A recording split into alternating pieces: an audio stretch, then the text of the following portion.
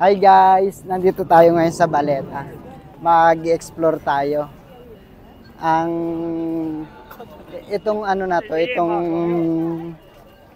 ano na to sa Baleta, itong Christmas decor na to, taon-taon to nilalagay at ikinakabit. Normally, every first week ng December at magtatapos din naman ng first week ng January. So ngayong taon na to, 2023, nag-umpisa itong carnival na to nung January 8, 2023. At ito po ay magtatapos ng Ito po ay nag-umpisa nung December 8, 2023 at magtatapos ng January 8, 2024 naman. Opo. Maglalakad tayo at tayo po ay napakaraming tao. Napakaraming tao. Sumisiksik lang tayo. Kasi ang direksyon natin papunta po sa simbahan ng Baleta.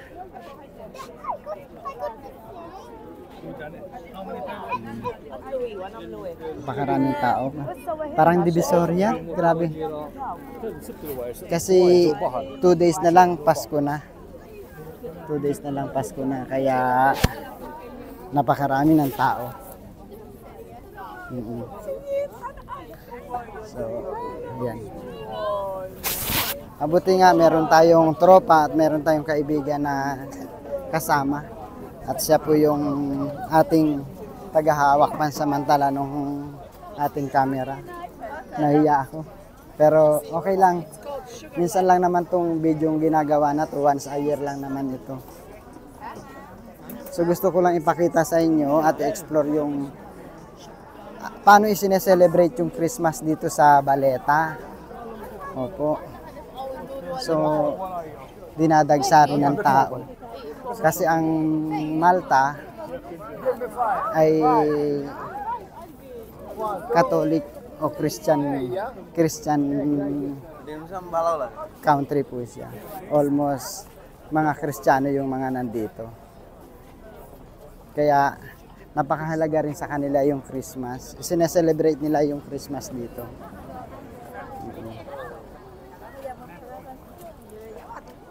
So, maglalakad tayo. Ito yung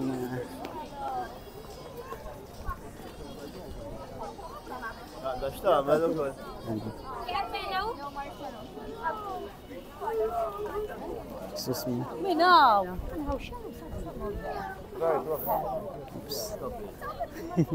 Nasisiksik tayo. Nasisiksik tayo mga brother.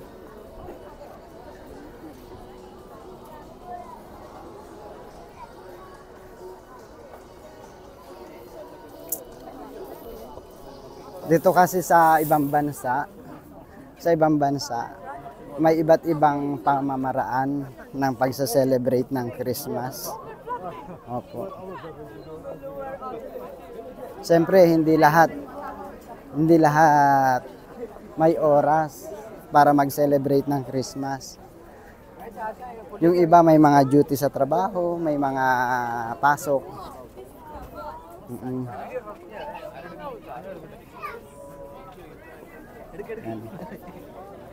Hi, salamat. Medyo lumuwag-luwag na. Nandito na tayo sa maluwag na lugar. So, ipapakita ko sa inyo yung fountain. Yung fountain, ito po munang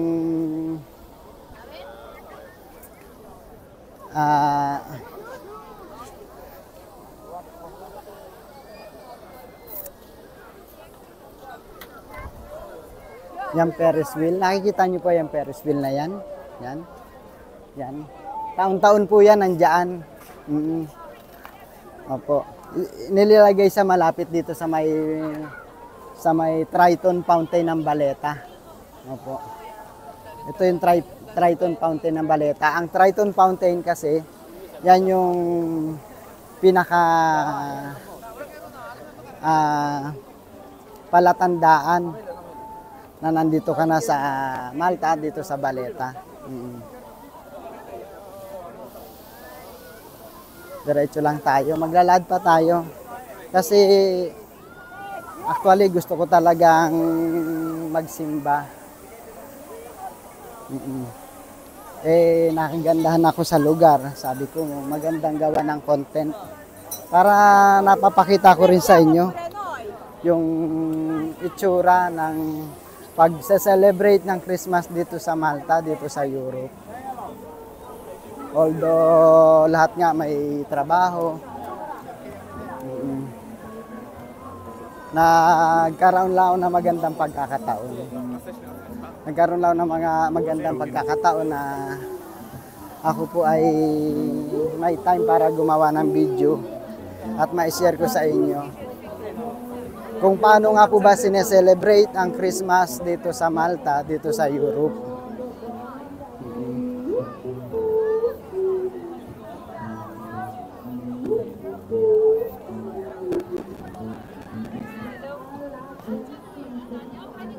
Lakad tayo.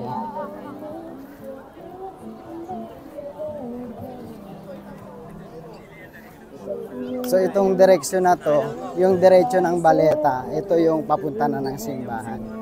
Try natin kung nag-umpisa na yung simbang gabi dito.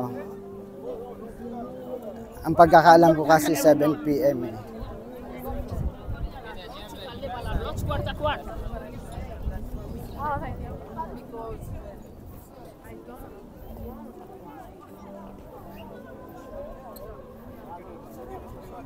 Okay.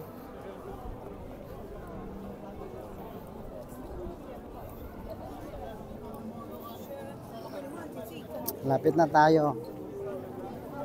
Medyo madilim kasi gabi na eh. Medyo malikot ako sa camera, medyo nahirapan yung cameraman natin sa pagsunod sa akin. Mabuti na lang nandyan siya, maaasahan. Dito tayo.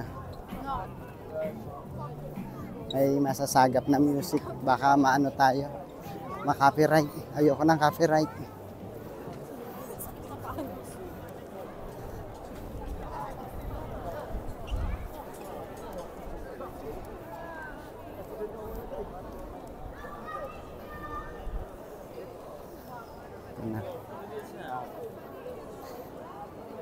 So nakita nyo na yung Malta, napakaraming tao sa gabi.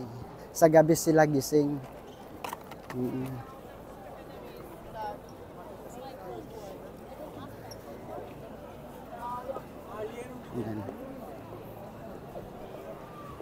Ang ganda, nakikita nyo yung mga ilaw na yon. Ang ganda. Malapit na tayo sa simbahan.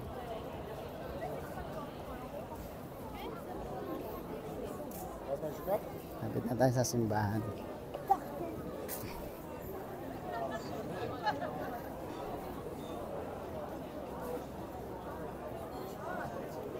Ang pagse-celebrate po ng Christmas, hindi po yan basta-basta sineselebrate. Yan po yung nanggagaling sa puso natin.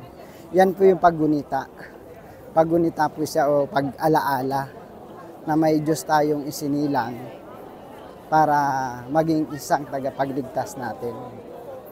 Kaya nagkaroon ng tinatawag na Christmas.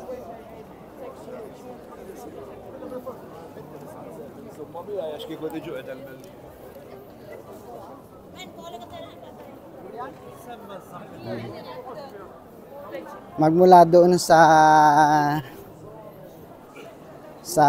Baleta, doon sa may pinaglagyan ng karnabal na inilalagay taon-taon sa dito sa Baleta.